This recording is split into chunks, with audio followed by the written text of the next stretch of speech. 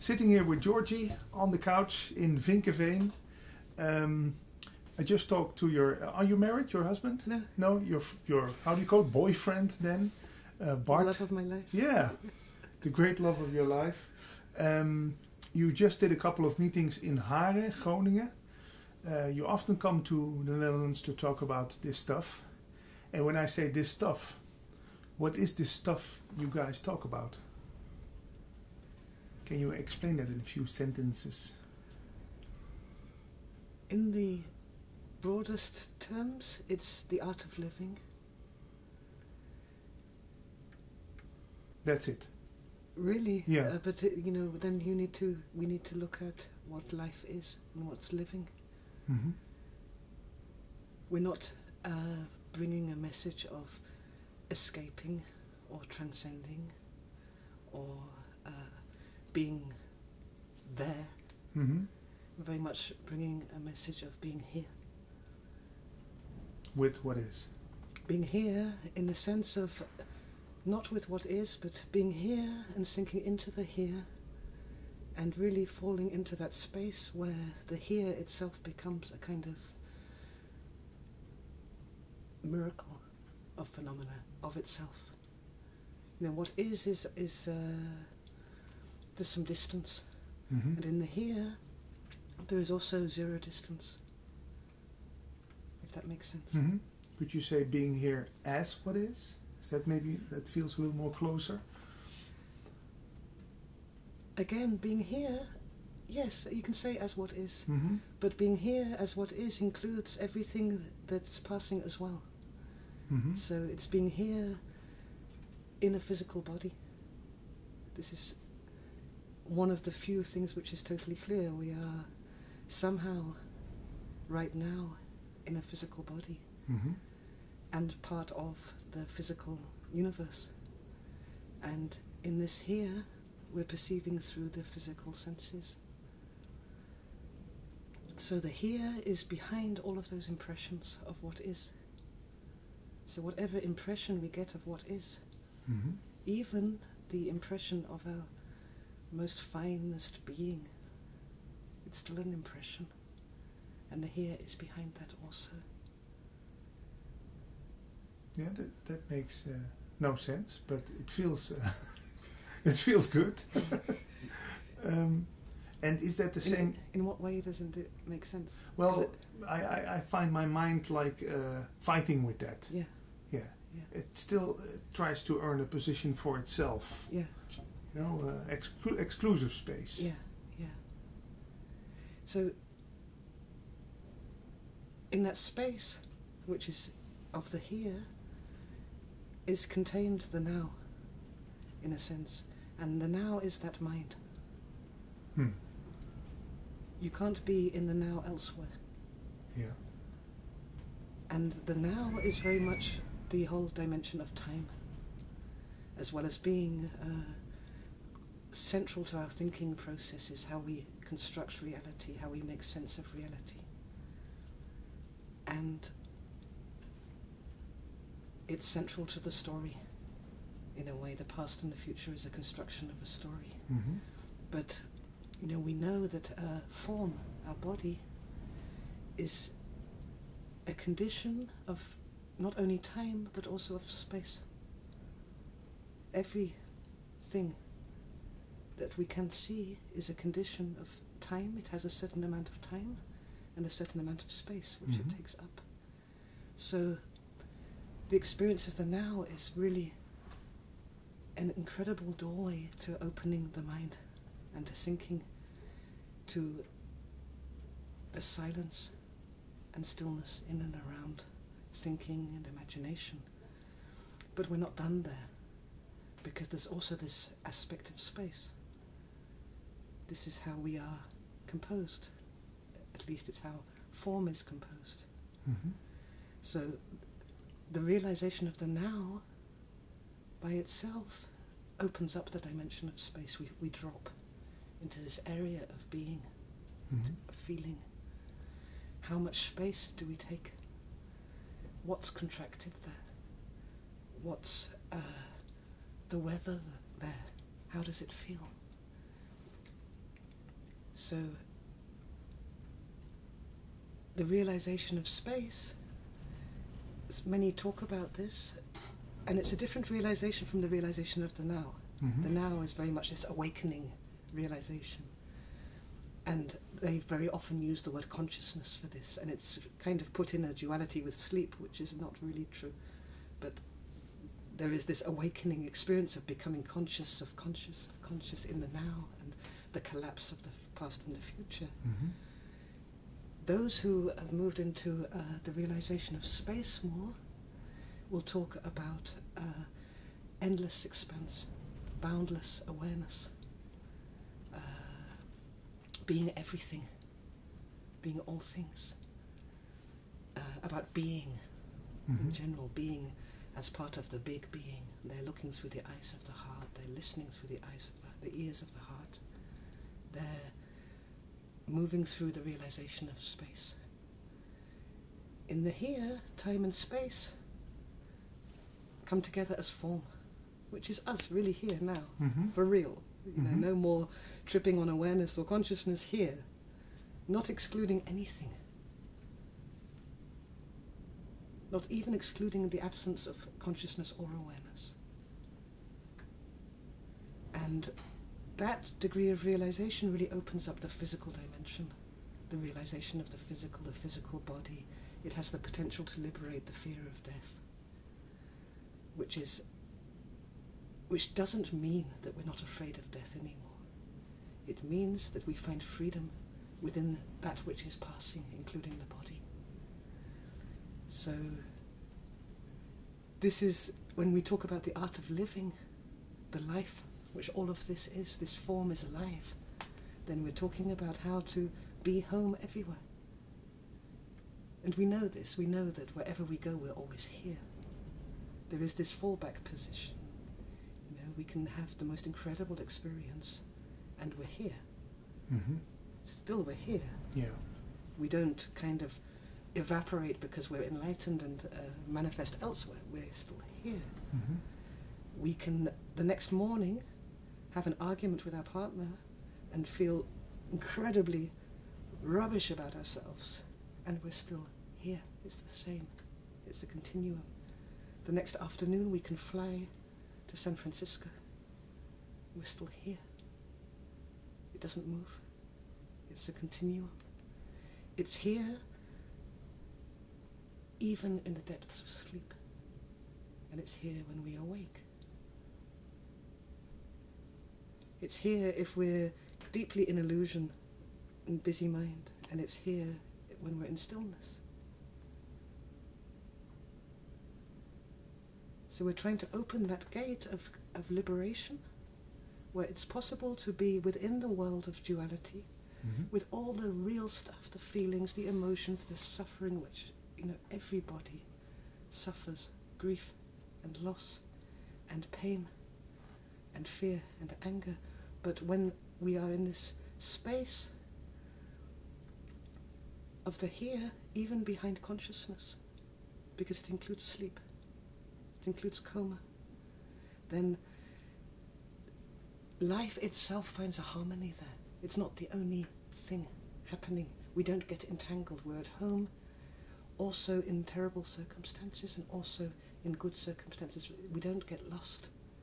But we don't. When I say we don't get lost, it doesn't mean that we're pushing away anything. We're not pushing away our sexuality or pushing away our anger or pushing away our fear. We're simply calm in it. The eye of the storm. Yeah. The eye of the storm that can't see itself. You can only, all the thoughts, all the impressions, all the feelings, all the experiences of awakening and enlightenment and whatever are the storm around the eye. And does the eye need the storm to know itself? That's a very beautiful question. I would have to ask, what do you mean by knowing? Well, sometimes now I go to knowledge. I read in a book or heard from another teacher that this is all just God playing hide and seek with himself. So that, let's say that the eye is God, and so God pretends to be the storm, or pretends to be you and me and the camera and the couch. Maybe he's playing hide and seek with his wife. Yeah, that could be, yeah. But then there's still duality. You know, there's always this talk about oneness, or one without the second. I heard from the love of your life that your next book is about duality. So this site is about non-duality. What is for you the difference between the two? I know non-duality, duality, everything is one, and then duality, there's the opposites. But how are you explaining this to people? Is there such a thing as duality? That's my question. Is there such a thing as difference? Yeah. Is more the question. Okay. You know, let's take the now, the power of the now. So all we have is now. So time is totally transient. Whatever this illusion of time, it's passing, it's passing, it's passing, and all there is this now, this opening, this doorway to something existential. Mm-hmm.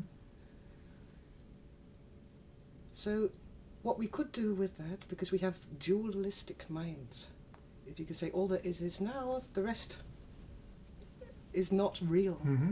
So the now is real, and all the stories and all the history and all of creation actually is not real. It's an illusion. This is God playing hide and seek with himself. Yeah. So that's a new duality. And and what is a position of truthfulness becomes an escape door from some kind of human responsibility. What's also true at the same time in the now is that every single moment of now is eternal. It never gets lost. Nothing. And why is that?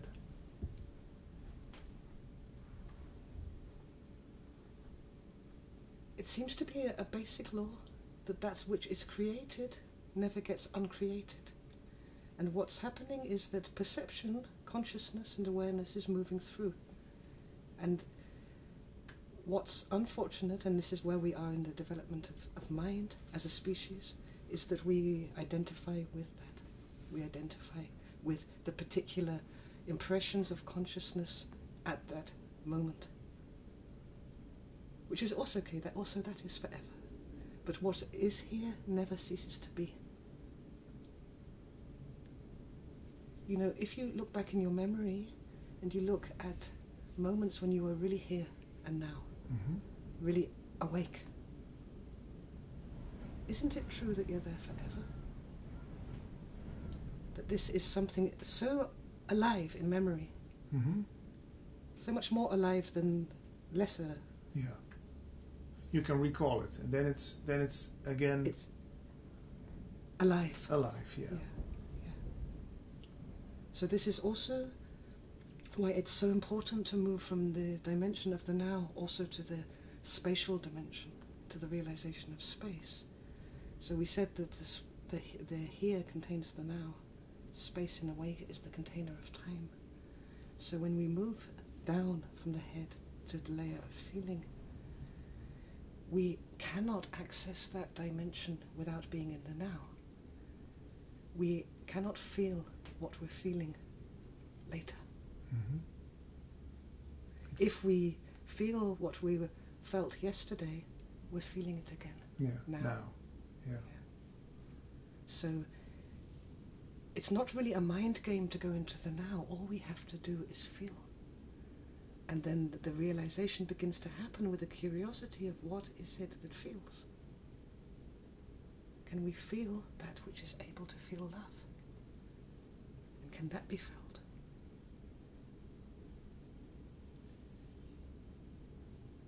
And is that something that is possible for all and everyone? Or do you have to be gifted to feel that? To feel love? To feel that thing, that which feels love. Yeah. No. It's absolutely possible for everyone. You know, now many people are doing mindfulness, for example. But there was a time when those same quantity of people would close their eyes, yes, and they would see nothing there because their eyes are closed. No almost like a wall of nothing, because the program was so deep that when you close your eyes, you see nothing. Yeah. And now it's more and more people, because we are one, so we have an effect on each other. It's a domino effect. Closing their eyes and looking into the inner world. So it's the same with feeling. You know, the first time, and this is true for many, you say, "What are you feeling now?" They will say nothing. It's almost anesthetic. It's closed. But just that invitation to feel whatever is happening now, and to explore, is going to bring awareness to something more truthful, something that's happening, some kind of feeling. And it moves very, very quickly. So that awareness which is brought to it, it feels good, just the awareness. Yeah. There's a relief in it. There's a closer connection with your qualities, with being, with truthfulness. So that in itself awakens this new dimension. And by degrees it becomes easier, but often, of course, what happens is that there's a reason why people are anesthetized here, and that's because it's been shocked, it's painful. It hasn't been educated. How often in schools do we say to our children, "What are you feeling about this?" as opposed to "What do you know about this?" Yeah, thinking about this, yeah. So often what can happen is, especially for spiritual seekers, that they find the silence, it drops down into this layer of feeling, and there's an openness because it's the now. So there's an openness in feeling, in experience, and they meet pain. They meet an old pain, because old pain is in the now, right? It's always alive, it's just that we're not feeling it. Yeah. It's always there until it's felt, and then a transformation begins. So they meet an old pain, and sometimes it's some kind of pain, and it doesn't even have to be from this lifetime, it can be from the generations that is carried through the family. Yeah. So they meet this thing which must never be felt, like betrayal, some kind of horror. And they're so deeply programmed this should never be felt that they run from it back to the mind to look for the spiritual awakening again. Yeah. They're clinging to that state. But in that sense, they're leaving themselves behind from here downwards. So sooner or later, these feelings, they wait forever. Yeah. They have to be felt. They wait forever. Yeah. Is that the same Eckhart Tolle talks about, the pain body? Or how do you see pain? Is pain clustered in a center, or is it in the organs? Where is pain in the body? It's a very interesting question. It is felt at first through areas of contraction. It's like you can feel from here outwards, let your awareness expand, and you can feel, without even knowing the content, it doesn't even matter actually what the content is. You can feel, for example, I can feel here that there's still a contraction of guilt. That's normal, you know, because humanity is condemned, so a little bit. You know? Yeah. So you feel the contraction, which is there.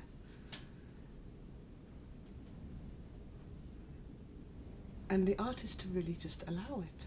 Now, if we already can understand that nobody ever said, and this is where the mind is coming in, that we have so much space and that our being, our sense of space ends with this guilt, which is here, contracted. You can also, you don't need to heal the guilt immediately or deal with it. Actually, it's a shared guilt. You can just carry it. But to expand beyond it, around it, and even through it. Because the beautiful thing about perception is it's ours. And space, you know, you can take the tiniest bit of space and go through this contraction. You can become finer than the contraction and travel through it with your feeling. You know, the realization of space isn't just about infinity, it's also about zero distance, which means that you can go to zero distance with any contraction. Pure intimacy. A step beyond intimacy. Really Yeah, really. intimacy really is not close. Real close. Yeah, intimacy is still a function of space. It's beautiful. It's absolutely beautiful, but it's still a function of space. Yeah. Behind that, there is the next layer is really compact, holding the physical unity which is here. Mm-hmm. You know, from somewhere in space, we are just one particle, this planet. So we can really go to zero distance. And of course, what happens then is it's a great expansion of awareness. Yeah. There's a colleague teacher of yours who says that the mental institutes are full of, how she calls it, cosmic vacuum cleaners. So let's say the people who are so open that you talk about the collective guilt, but they feel the collective pain, they feel the whole bunch of it. Immediately my mind says, that is not fair. Why should those people feel all the guilt, feel all the pain, and the other people are just walking happily through life? How come? How come we don't all get our fair share of the collective pain, the collective guilt, the collective sorrow? Well, there's many ways to look at that. Mm-hmm. One is that, let's say, you know, we are fully awakened, enlightened and self-realized, and we are totally free of this planet. Would we come back? I don't think so. Why should we? But just out of compassion. This is the thing. So, I feel that many of us are here now out of compassion. We, beyond all of, when you really let go, let be, and go beyond everything. And I mean beyond every spiritual trip as well. To that place of utter existential, no hope, to that, and even leap behind that, to just being pure non-perception. And here, of course, it's a subtle game because, and I think this is what Nisargadatta meant when he said, I am that. Mm-hmm. It's a subtle game because the universe kind of turns inside out. All you can see is the impressions, and that's when awareness is moving forward again, but you can jump back again and see the impressions of what that is bringing forward. So one of the first, finest impressions that brings you out of that is care. Such a deep, deep, deep, unconditional care for all that is. So out of that care, we will take on the karma of maybe a family of generations to take it on ourselves. We will take on the challenge of a particular thought program or a particular kind of abuse, or even of bringing freedom to the area of cruelty, which actually would mean the disappearance of cruelty. We're working on it as a human species. Mm-hmm. We're not there yet. For every person who is in the most horrific cruelty, they are there. It's seen. It's seen. The moment it's felt, the moment they, at whatever stage, agree to suffer this, they are there. Now there is another place of cruelty, where perception, especially consciousness, averts its eyes. And this is one of the big traps of non-duality. You know, the aversion to suffering. Yeah, the denial. It's an illusion. Oh yeah, it's not there. Yeah, I'm all right, I'm enlightened. And you are not. Yes. Yeah. And so now let me tell the crowds of suffering masses about this, and that's my service, but I'm okay. So how non-dual is that? To have that separation between yourself and the whole? Yeah.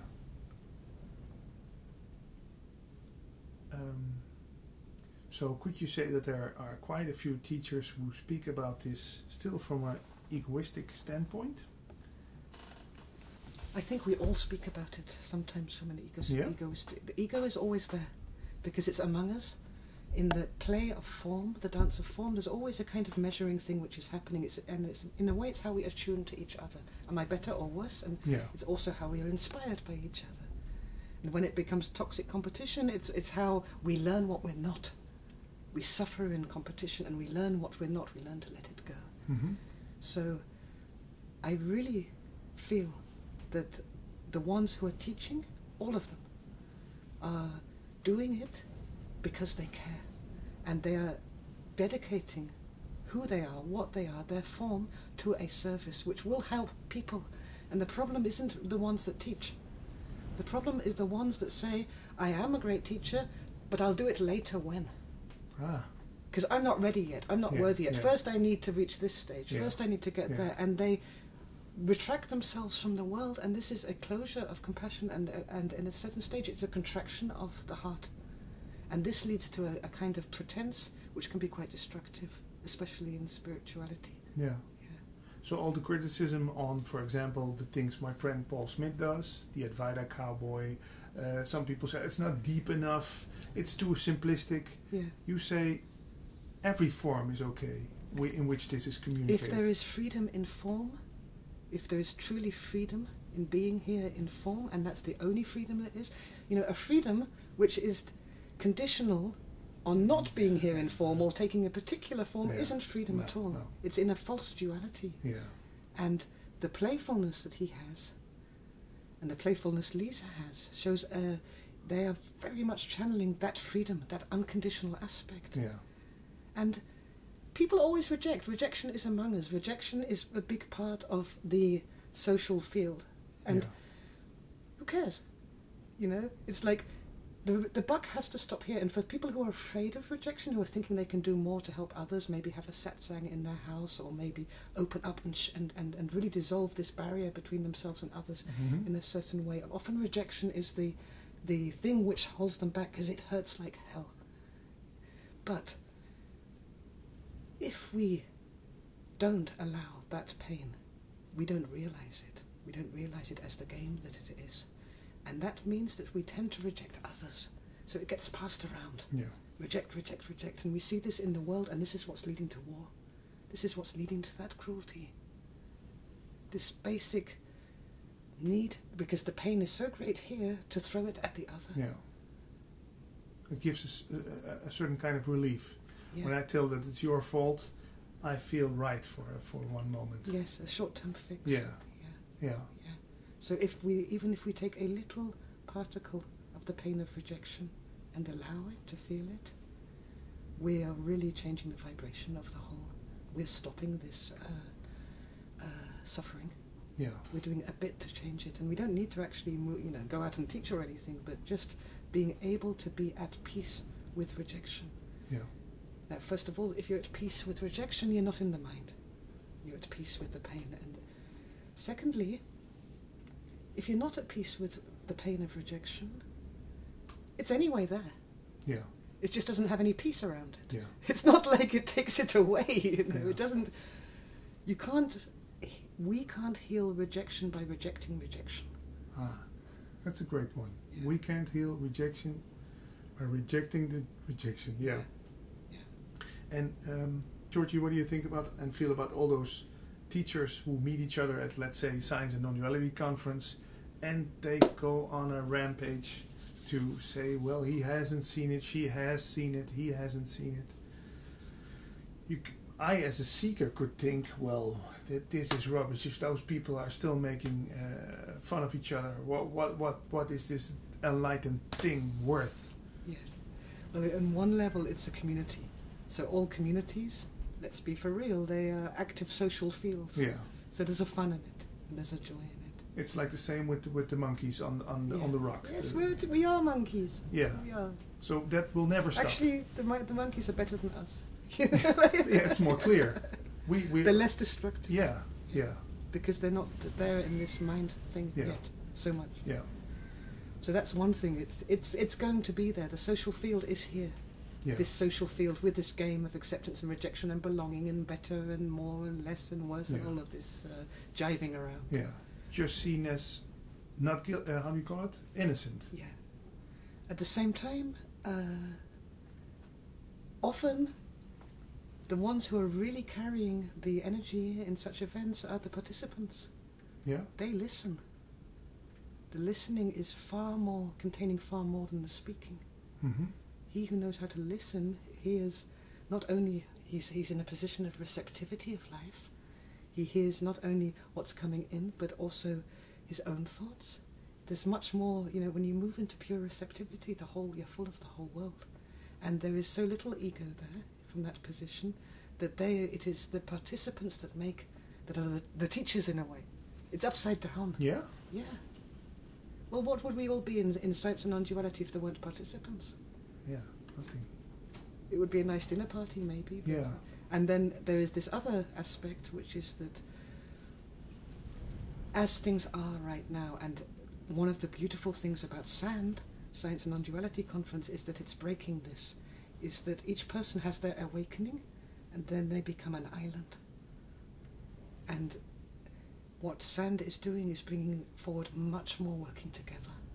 And that is so important, because if you're really going to the realization of non-duality, you have to be able to work together. When I teach together with Bart, it's not easy all the time, especially at the beginning, to find a form in teaching as a man and a woman together. Yeah. But we're teaching about unity of life. And if we can't sit there together as a man and woman in unity, then where do we begin? Yeah.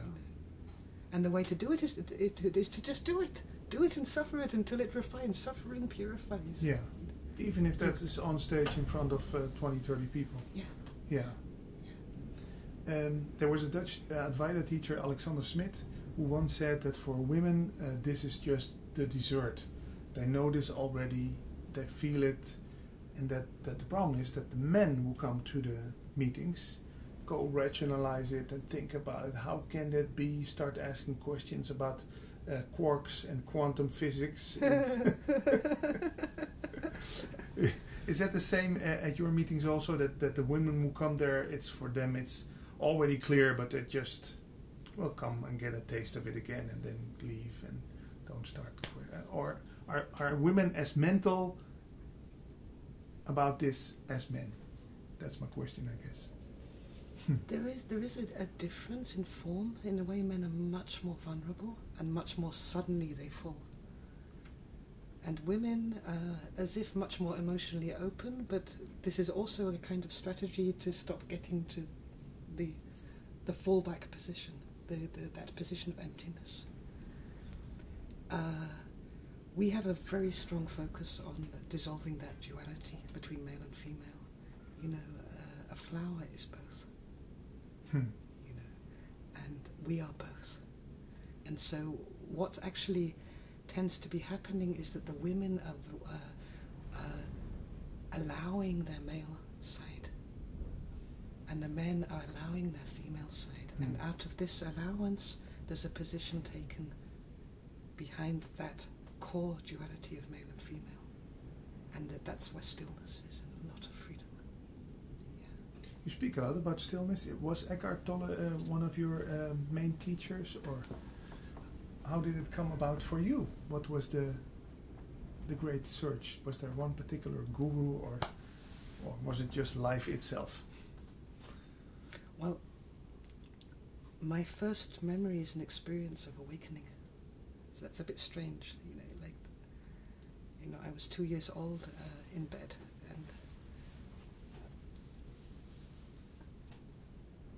and been put there by my mother in the middle of the daytime to sleep. And I'm lying there looking at this little body and thinking how strange it is that these little legs have grown a little bit more. Mm-hmm. And I was just learning to talk. And I was thinking about guitars. It's the age of the guitar, the 60s, late 60s. And I started saying the word, I must have just learnt the word. I started saying the word guitar, guitar, guitar, guitar, guitar, guitar, guitar, guitar, guitar, guitar, guitar, guitar, until it had absolutely no connection to the object. Mm-hmm. It was just the syllables. And this was curious, and so I took my name, Georgi. I started saying my name, Georgi, Georgi, Georgi, Georgi, Georgi, Georgi. And then suddenly I wasn't Georgi. And I So who was I? And there was this kind of consciousness. This is how awakening tends to move. You become conscious that you're not this, and then you say, what are you? And so you become conscious of consciousness, and it jumps like this into this expansion, which is a kind of reset and a feeling of homecoming. So in a way, for me, language is very, very important, and I'm a writer, but this is all because that connection between word and the thing it signifies was broken. It never really got formed that strongly. It's what made me a poet as well. You know, it's just temporary naming. Yeah. So a lot of identity never got built. And out of that, I chose a kind of life, and also had a kind of karma in my childhood where it was constantly disrupted. And there's an easiness in moving through different forms, different identities. I converted to Judaism, I changed my country, and back again. And it's so that's the awakening. But although I can go into that, and then this I really recognize in the power of the now. And it's such an affirmation to read it. But still, I couldn't live like that all the time.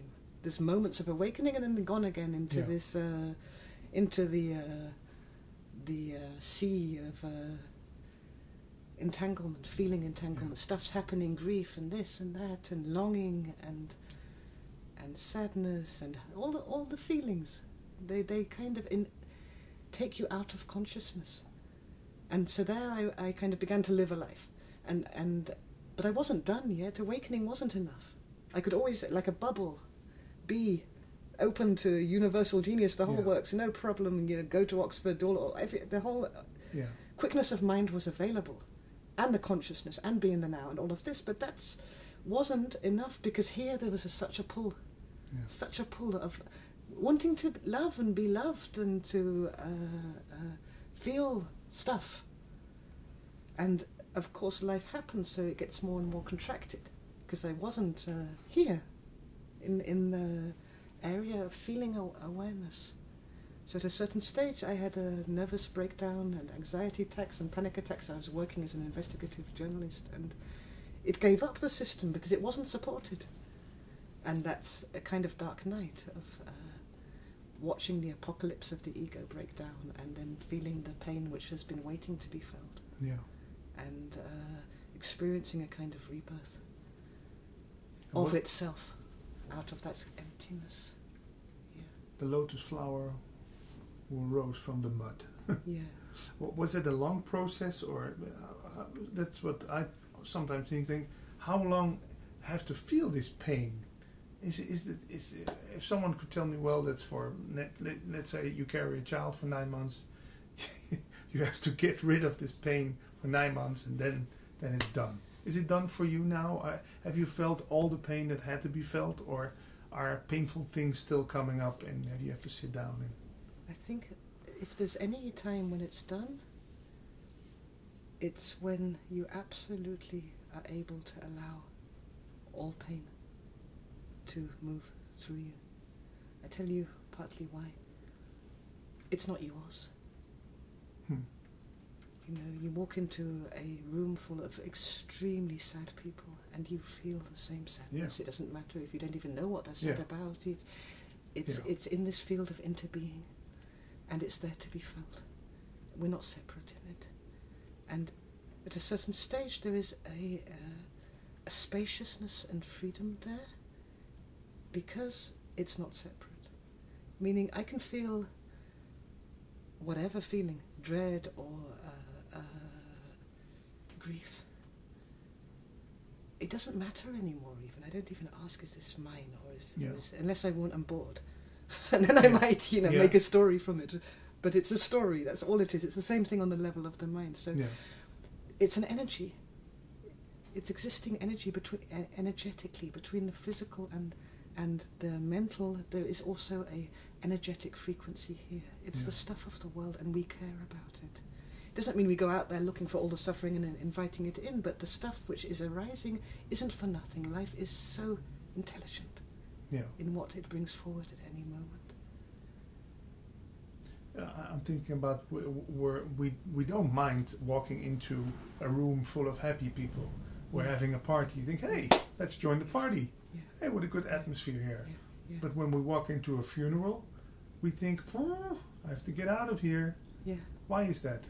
Is that ego which tries to avoid pain and gain pleasure? It's all the bad stuff. It's shame, guilt, fear of intimacy. A lot comes up if we walk into a funeral.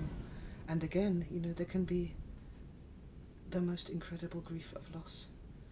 And in the social field, there's many parts of that, the experience of losing a loved one which is not admitted. There's relief, there's spaciousness. Yeah. There can be joy because you see your family again. Yeah. It's also a family occasion, a funeral, and you see them at such a depth of truthfulness and depth of feeling. Again, we crave to experience life. Yeah. So, but that's not allowed. You have to put on the side first, right? So that's kind of the beginning of where we start to screw ourselves up, because we have to dictate from the head what we're feeling down here, what's allowed and what's not. So we're cutting ourselves up into little pieces while being very non-dual at a funeral. There is so much there. I can remember a funeral where I don't know the right English word, but I got very, very amused by something, and I really had to put down the giggle, and my mother said, "Stop giggling, it's a funeral." Yes. But I was amused by, I think, some woman who wear a strange hat or something like that. You see, this is where the mind keeps us so two-dimensional. You can be amused and sad at the same time. Yeah. At my father's funeral, he died when I was 14. Suddenly, he was an alcoholic. Suddenly, I'm in England. I was living in Belgium, and because the family was divorced, I come to my father's funeral, and I'm absolutely, this is the shock of my life. I'm in full-fledged trauma, crying and crying in this dusty crematorium in suburban England. And the coffin arrives, and it's my daddy's inside. I hadn't seen him for a while because of the divorce. And the shock of it, and the horror, and the relatives that I hadn't seen since all of this was happening at the same time. And we sat there, and already the toilet paper I had was drenched. I couldn't even wipe the tears or the snot anymore because it was disintegrating, totally wrecked. And it's a crematorium, and the coffin is there on a conveyor belt kind of thing, like to go rolling into the furnace, right? And so it's there. And at a certain stage, this, because they weren't religious, so there was this kind of hired per hour religious guy who pretended that he knew him but didn't have a clue who he was, and was waiting for the next one to come. And so he starts gesturing to the people behind the scenes to close the curtain around the coffin. So he starts going like this. And as he does this, the curtain starts to move as if he's got magical powers. The magician. And I'm going from crying to laughing my head off at the surreality of it. Yeah. Why not? It's both. It's also funny. Humour is really part of the game as well. And we can be soul-destroyed and laughing at the same time. Yeah. You sometimes see that when people start crying for a lot of time, it automatically goes into laughter. Yeah. To put a little more light. Georgi, you are about to fly back to Israel, and you do meetings over there also with Bart? Yeah. And I asked him also, almost in Dutch the same question. Is there a difference in communicating this message in San Francisco, in Belgium, in Israel? Or is it all the same? People's reactions are different. Yeah, of course. And in communicating the message, a beautiful thing is happening with us right now. And if you'd asked me a year ago if I could do this, like just go into a meeting without planning anything beforehand and just let life speak through me, I would think, well, that would be one enormous leap of trust. Yeah. And now it's happening by itself. Yeah. So we don't know really what our message is until we sit down and begin to talk. And in that way, it's totally attuned to what's needed in that moment with those people. Is that the same thing when I played as a club DJ? I could sit down in the afternoon for hours selecting all the songs I was going to play this evening. The crowd gave me the direction I had to go with the music, and sometimes I played totally different music. I just had to be there, have the tools ready, Yeah. but Yeah. the audience gave me Yeah. the direction. Yeah. And maybe it's not even the audience, maybe it's even Deeper. this. I'm in wonder of it, really in wonder of it right now, how extremely intelligent life is.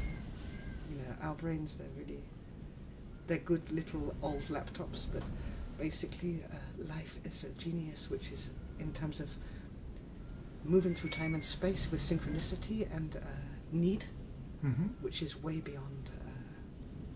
All you can do is bow to it, trust it, trust the intelligence of life. It's the greatest healer, the greatest teacher. And I mean life force. I mean experiential life. I don't mean this life. I mean the life that doesn't end, regardless of whether we get born or die. So the same force that is blowing the wind right now and raining and moving the trees is the same force that is doing this interview and conversation? That's what non-dual teachers say. It's just one Do thing. they? Yeah, some. They say it's just one thing moving everything. There's just one thing, the same thing that moves the clouds to the sky, moves you. It sounds like a very reassuring message. Sit back and enjoy the show. Or is that too simple? Sit back and enjoy the show as a stage. There's also get up and be the show. Mm. While completely at the same time knowing that it's a show. Allow it. Allow, you know, I was thinking about sexuality because I was watching the 70s thing downstairs of the music. Mm-hmm. You know, the sexuality, the sexual energy is very much alive. Mm-hmm. It's part of life. It's not like to do with which partner what. That is all the time part of vitality, Mm-hmm. part of living. But if we try and control it or mess with it and don't listen to it or receive it or try and order it, then we get quite contracted. We get into quite a mess. Mm-hmm. We suffer. And there are these core dualities. So sexuality is there utterly as a function of the total absence of sexuality. So only out of allowing also the total absence, the total nothing happening, no horniness, no sexuality, no sex life, the whole, really allowing that, not freezing in it, but really, really allowing that, the sexuality emerge in its intelligent form of itself. And that doesn't mean, you know, going out and getting laid. It's emerging in a sense of the pure life force of human and the pure sensual pleasure of just being alive. You know, it's not a curse to be alive. It can, from a certain perspective, it can seem fearful, dreadful, suffering and all of this. If that's where we're investing all of our consciousness. But at the same time, you know that you've got a pain in your leg, the rest of the body is in bliss, but we're just not paying attention to that. There's a blissfulness always in being here physically. If we believe that because somebody else is suffering, we should not feel bliss, if we're in that thought pattern, then we're really not helping the other person either. Again, it's this either-or configuration. We can bring bliss everywhere. Like we can bring love everywhere. Like at the funeral, if the people are really, really sad and we go and we have to be sad too, we're not helping. No. We can be with them in the sadness and still acknowledge that there's also happiness here. This is also for them. Because also in them there is a happiness. There's a happiness in every experience. Because we can experience. Yeah. Did I talk about sex? Just a little bit. It's okay, I'm in Holland. Yeah, no problem at all. The next book is not about sexuality, it's about duality. It's called Stillness of the Wind. Stillness of the Wind, Yeah, so that was an interesting... yeah. You know. And you wrote several other books? Only one. And Bart wrote another one. Okay, and the titles are? Bart wrote a book called The Gift, 7 Steps to a Happier Life, which is a beautiful, clear way to understand that we are here to share the qualities, the unique qualities which we're carrying right now, and to express them, to get that movement of expressing qualities into the world and receiving qualities from, to get this circulation between dimensions moving. It's very close to being, to share your qualities. And your first book is I Am Here, Opening the Windows to Life and Beauty. So this is a study of exactly what we've been talking about. It's more of a guidebook, like a navigational map to the world inside, between the dimension of consciousness and mind and time and awareness. In English we have 2 words, which is great, because even the words intuitively give that difference, which is feeling and felt experience and spaciousness, and the here, which is where we come down into the quantum physical realization of matter, because we're here for the matter. We're here to matter or for the matter? Both. It matters that we're here for the matter. Yeah. Final question, because you guys have a plane to catch. I hope there's no delay because of the storm. Happiness. I just heard you say the word happy. For me, the search was 25, 30 years to find happiness in the world. Could you say that that shifts to bringing happiness into the world? Is that then the right way? Can happiness be found in the world, or can happiness be brought into the world? Or can it be both? Both.